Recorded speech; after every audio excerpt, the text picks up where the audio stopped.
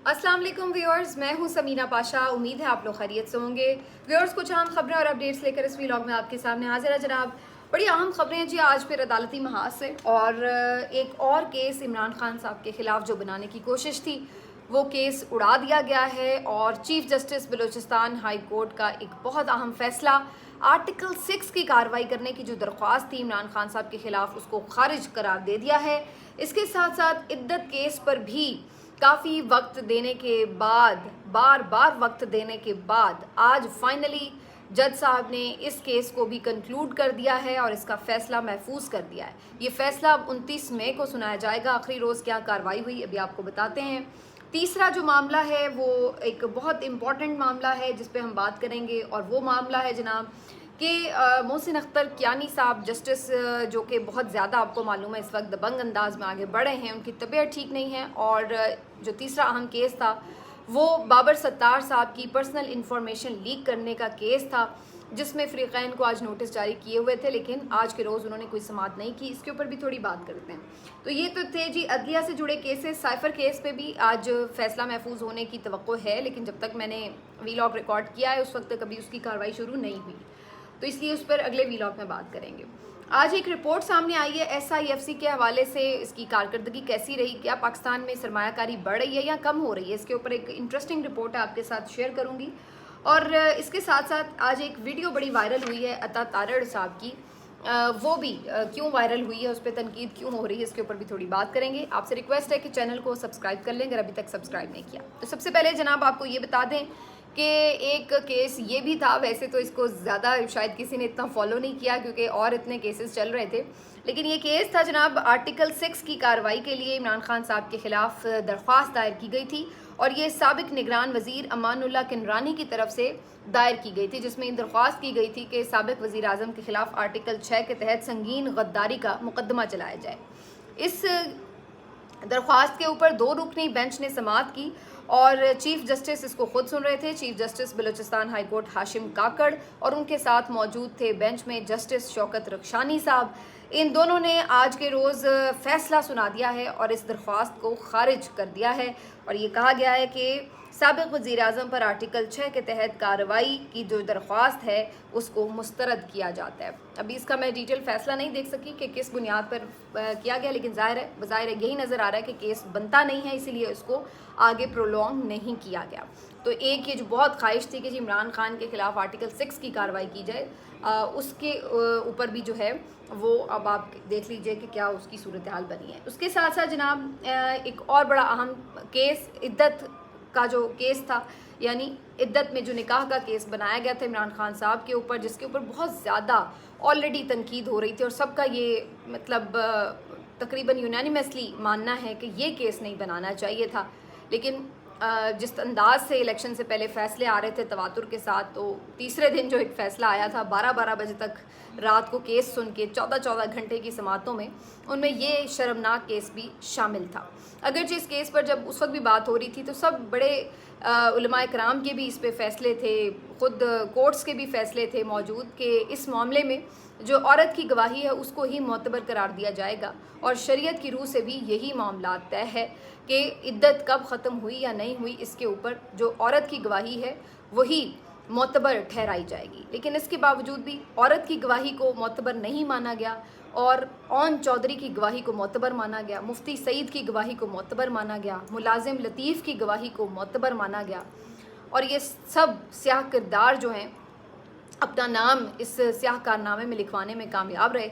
और जो अल्लाह ने, शरीयत ने इसके ऊपर एक मामला तय कर रखा था उसको नहीं प्रेफरेंस दी गई, तरजीह दी गई इन लोगों की गवाहियों को जो कि बदनीयती पर मबनी थी। तभी तो 6 साल के बाद ये मुकदमा बनाया गया, तभी तो पहले खावर माने का अगवा हुआ और उसके बाद उसने इस केस को फ़ाइल किया, वरना इससे पहले तो वो बीबी की पाक दामनी की गवाहियाँ देता फिर रहा था, इमरान खान की पारसाई की गवाहियाँ देता फिर रहा था। लेकिन 6 साल बाद उसको पता चला कि नहीं जनाब, उसने तो अभी रुजू भी करना था बुशरा बीबी के साथ, लेकिन उसको ये हक़ नहीं दिया गया, लिहाजा उसने 6 साल के बाद अगवा होने के बाद ये जो सारी दरख्वास्त है उसको फ़ाइल किया। तो बहरहाल ये एक शर्मनाक मामला था। इस मामले के ऊपर बुशरा बीबी साहिबा की बेटियों की भी चंद दिन पहले वीडियोज़ आई थी जिसमें वो कुरान पर हाथ रख कर हलफ दे रही थी कि बुशरा बीबी साहिबा ने अपनी इद्दत जो थी वो अपने घर मुकम्मल कर ली थी और उसके बाद उनकी इमरान खान साहब से शादी हुई थी, तो वो भी गवाही मौजूद थी। कल के रोज़ हमने ये भी देखा कि PTI की तरफ से भी जो उनके मुख्तलिफ मकतबा फ़िक्र के उलमाए कराम हैं उनकी तरफ से भी एक वीडियो जारी की गई थी जिसमें अल्लामा राजा नासिर अब्बास साहब, इसके साथ साथ हामिद रज़ा साहब और फिर नूरुल हक कादरी साहब, इन तीनों ने भी एक वीडियो में एक साथ बैठकर ये पैगाम दिया था कि जो इद्दत केस है इसमें क्या शरीयत कहती है और किस तरह से ये एक खिलाफ आइन और खिलाफ कानून और खिलाफ शरिया के केस बनाया गया है। तो इस सारे केस के ऊपर यूं भी अखलाकी तौर पर भी सबका ये मानना था कि सियासी कैदी हैं, सियासी केसेस आपने बनाए हैं, ठीक है, लेकिन इस तरह का केस जो है अगर आपने ये रास्ता खोला तो फिर ये मामला कहाँ जाके रुकेगा। फिर हर घर की इज़्ज़त जो है वो सरेआम यूं ही नीलाम की जाएगी, बाज़ार में उछाली जाएगी। और तकलीफ़ दे था इस सारी हेयरिंग को सुनना कि जिस किस्म की बातें और जिस किस्म के इल्ज़ामात और बहतान तराशियाँ बुशरा बीबी के ऊपर की गई इस सारे केस में, तो ये उनका बड़ा, मैं समझती हूँ कि हौसला और सब्र था कि उन्होंने इस सारे केस को भुगता, बर्दाश्त किया, सरेंडर नहीं किया, खान साहब के साथ खड़ी रहीं और कैद में भी हैं इसी केस की वजह से, वरना तोशा खाना की उनकी सज़ा जो है वो अब तक मुअत्तल हो चुकी है। तो बहरहाल मुसलसल जो प्रोसिक्यूटर थे जब अपील लगी इस केस के ख़िलाफ़ तो इस सारे केस की कार्रवाई में वो भागते रहे, आते ही नहीं थे, सामना ही नहीं किया, दलाइल देने की जुर्रत ही नहीं थी, कुछ था भी नहीं कहने को। और आज भी जो प्रोसिक्यूटर थे वो बैरून मुल्क होने की वजह से दस्तयाब नहीं थे। बार बार अदालत की तरफ से वार्निंग्स दी जाती रही कि जनाब आप अपना केस तो लड़ें, आके दिफा करने, लेकिन नहीं कोई आ रहा था। और अब जब आखिरी तारीख पर पता चला कि वो बैरून मुल्क हैं तो जज साहब इस पर भी बड़े नाला थे।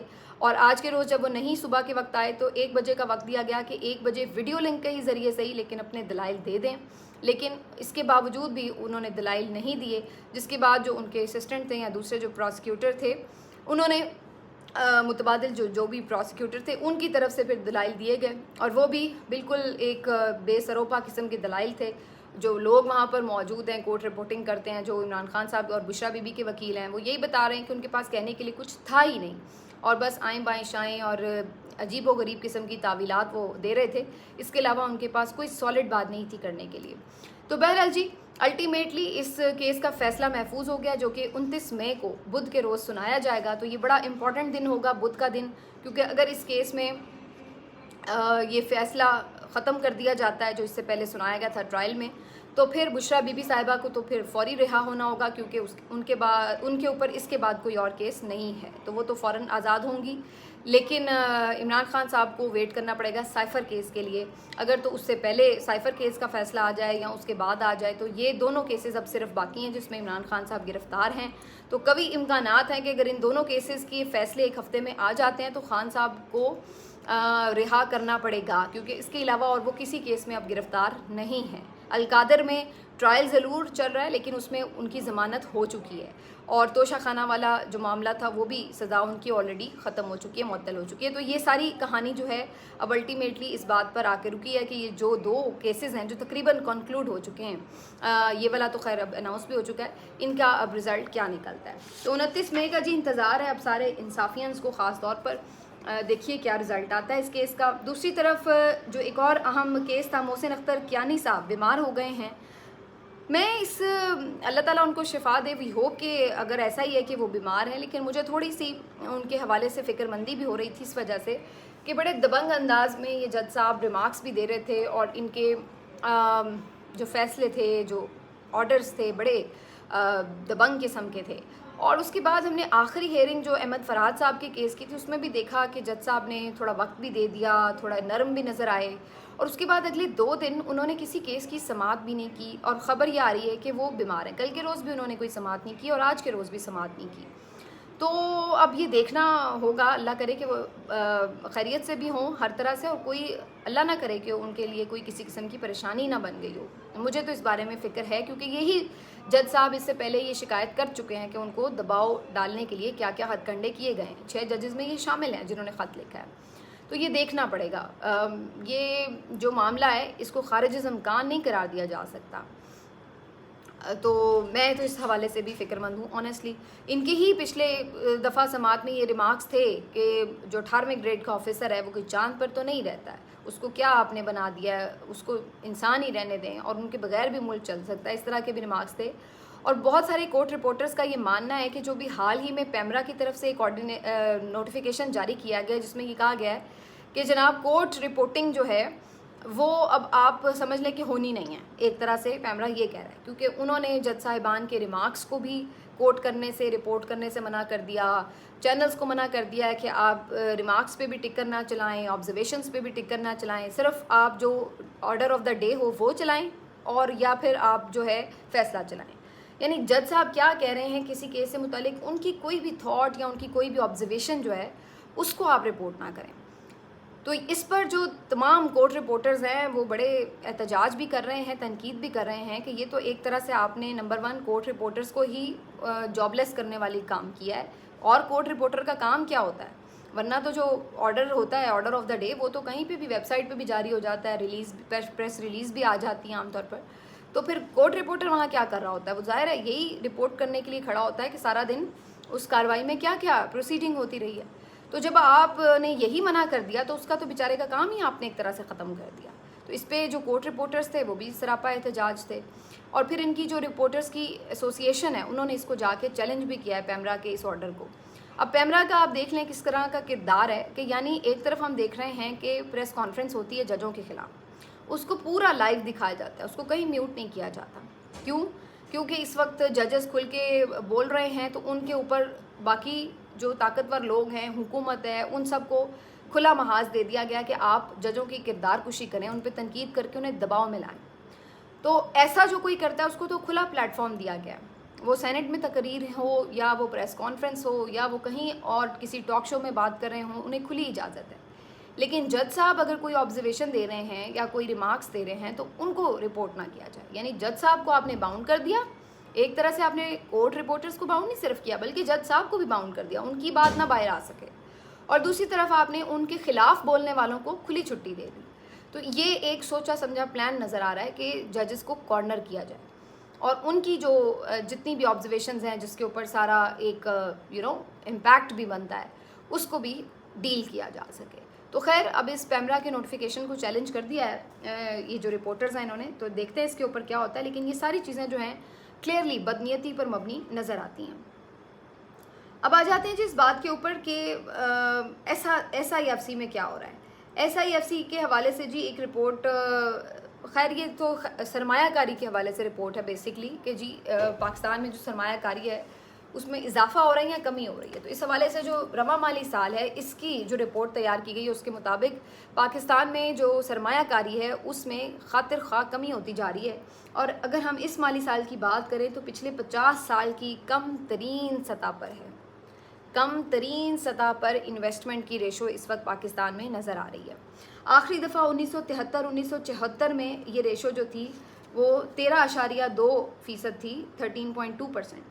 اور آج کے دن اس مالی سال میں 13.1% تک یہ ریشو گر چکی ہے. تو پچھلے 50 سال میں اتنی کم انویسٹمنٹ نہیں ہوئی پاکستان میں جتنی اس سال ہوئی. تو یہاں پر اب یہ سوال, اب میں یہ بھی آپ کو بتا دوں کہ ہدف جو تھا وہ 15.1% رکھا گیا تھا, کہ ہدف تو یہ تھا کہ بڑھایا جائے گا, لیکن بڑھانا کیا تھا, الٹا پیچھے کی طرف ہمارا سفر جاری ہے. اور یہ جو ایس آئی ایف سی بنائی گئی تھی اس کا بھی بنیادی قیام کا مقصد یہی سمجھایا گیا تھا کہ جی انویسٹمنٹ لائے گی یہ ساری کونسل, اور اس میں کام ہی یہ ہے کہ یہ لوگوں کو کنونس کرے گی سرمایہ کاری کے لیے, پلانز بنائے گی, نئے نئے طریقوں سے لوگوں کو انوائٹ کیا جائے گا کہ وہ آ کر انویسٹ کریں پاکستان میں. لیکن ہمیں تو یہ نظر آ رہا ہے کہ بجائے اس کے کہ انویسٹمنٹ میں کوئی بہتری آتی, الٹا انویسٹمنٹ میں تو کمی آ رہی ہے. اور یہ وہی ایس آئی ایف سی ہے جس کے اوپر بہت ہم نے دیکھا کہ اس کا ایک ہائی لائٹ بھی اس کو کیا گیا, اس کو بڑی پرومیننس دی گئی. اور ہمیں یہ خوشخبریاں کچھ دن پہلے تک سنائی جا رہی تھی کہ اب ملک میں بڑا استحکام آنے والا ہے, بڑی چیزیں بہتر ہونے جا رہی ہیں, معاشی استحکام بھی آ جائے گا, بڑی انویسٹمنٹ ہو جائے گی. لیکن ہم نے تو نہیں دیکھا, 1 روپے کی انویسٹمنٹ ابھی تک کہیں پہ کوئی نہیں نظر آ رہی اس فورم کے تحت. جو ریگولر ایک انویسٹمنٹ کوئی ہوتی ہے اس حساب سے پھر بھی 13.1% اس کی ریشو ہے, جو کہ 50 سال کی تاریخ میں کم ترین ہے. دوسری طرف اسی SIFC کونسل کا جو اجلاس ہے اس کو رکھا گیا ہے، لیکن اس میں گنڈا پور صاحب وزیر اعلیٰ KP کو مدعو نہیں کیا گیا، انہیں دعوت نہیں دی گئی شامل ہونے کی، اور یہ ایک اگین بڑا افسوسناک مرحلہ ہے۔ اس سے دو باتیں بڑی اس میں خرابی پیدا کر رہی ہیں۔ پہلی چیز تو یہ ہے کہ جب باقی سارے چیف منسٹر صوبوں کے موجود ہوں تو آپ ایک کو کیسے آئسولیٹ کر سکتے ہیں؟ وہ بھی اسی طرح عوام کا الیکٹڈ ممبر ہے، بلکہ صحیح طور پر دیکھا جائے تو وہی الیکٹڈ ہے، اور آپ نے اسی کو اٹھا کے سائڈ پہ کر دیا ہے، اور باقی آپ نے جو کٹ پتلی وزیر اعلیٰ ہیں سارے، ان کو بلا کر آپ نے SIFC میں بٹھا لینا ہے۔ تو ان کی حیثیت کس طرح کس وجہ سے کم ہے؟ آئین میں تو کہیں یہ نہیں ہے کہ کوئی ایک وزیر اعلیٰ کہیں پہ کوئی اچھوت سمجھا جائے گا اس کو، یا اس کو شامل نہیں کیا جائے گا امپورٹنٹ میٹنگز میں۔ دوسرا جو خیبر پختونخوا کا علاقہ ہے، صوبہ ہے، وہ دو لحاظ سے ویسے ہی بڑا امپورٹنٹ ہے۔ ایک تو ظاہر ہے کہ وہاں پر جو ایک سیاحت کے حوالے سے بھی بہت، ٹورزم کے حوالے سے بہت زیادہ پوٹینشیل ہے، دوسرا معدنیات کے حوالے سے، قدرتی وسائل کے حوالے سے، اور تیسرا امن و امان کے حوالے سے اس جو صوبے کی تحفظات ہیں، جو معاملات ہیں، ان کو جب تک آپ ایڈریس نہیں کریں گے تو کیسے آپ انویسٹمنٹ لا سکتے ہیں؟ تو وہ کوئی ہمارے ملک کا الگ حصہ تو نہیں ہے خدا نخواستہ، ابھی تک تو وہ ہمارے ملک میں ہی شامل ہے۔ تو آپ ان کو کیا میسج دے رہے ہیں کہ آپ ان لوگوں کو اون نہیں کرتے؟ آپ خیبر پختونخوا کے لوگوں کو اون نہیں کرتے، جو آپ نے ان کو کسی بھی طرح کی انویسٹمنٹ یا پلاننگ سے بالکل آؤٹ رکھنا ہے۔ تو یہ بہت ہی ایک قابل مذمت قسم کا اقدام ہے، اور میرا خیال ہے کہ اس پہ یقیناً احتجاج کیا بھی جائے گا۔ خیر KP والے تو کر بھی رہے ہیں، بیرسٹر سیف کا بھی اور مزمل اسلم کا بھی میں بیان دیکھ رہی تھی، اس کے اوپر وہ کنڈیم کر رہے تھے۔ تو اس چیز کو ٹھیک ہے، اس کونسل کے ممبر جو ہیں وہ ظاہر ہے عسکری قیادت بھی ہے، اور اب یہ معلوم نہیں کہ عسکری قیادت کی جو ایک PTI سے اسٹیبلشمنٹ کی جو ایک چپکلش ہے، ایک تناؤ ہے، اس کی وجہ سے کیا ان کو علی امین گنڈا پور صاحب کو سائڈ پہ کیا گیا ہے؟ بڑی عجیب و غریب سی یہ صورتحال ہے، کیونکہ آپ کے جو پروفیشنل معاملات ہیں، جو آپ کے کوارڈینیشن ہوتی ہے ورکنگ ریلیشن شپ میں، وہ تو بہرحال ہوتی ہے، وہ ہونی چاہیے، اس میں تو آپ نہیں کسی کو یوں آؤٹ کر سکتے۔ تو اس سے جو صوبے کے عوام کو تاثر جاتا ہے وہ بڑا نیگیٹو جاتا ہے، اور یہ کسی طور بھی ایک اچھا فیصلہ نہیں ہے جس کا بھی ہے۔ اور تیسری طرف تو میں ویسے ہی سمجھتی ہوں کہ جس کا جو کام ہے اس کو وہی کرنا چاہیے۔ آپ کا کام نہیں ہے کہ آپ بزنس سنبھالیں، زراعت سنبھالیں، یا آپ جو ہیں وہ مختلف محکموں کی سربراہیاں کریں۔ جس کا جو کام ہے وہ کریں، آپ اپنا کام کریں اور اچھے سے کریں، اسی میں ملک کی بہتری ہے۔ لیکن بہرحال اب یہ تو سوچنے والوں کا کام ہے کہ وہ کیا اپنے لیے فیصلہ کرتے ہیں۔ ملتے ہیں آپ سے اگلے ویلاگ میں، اپنا خیال رکھیے، اللہ حافظ۔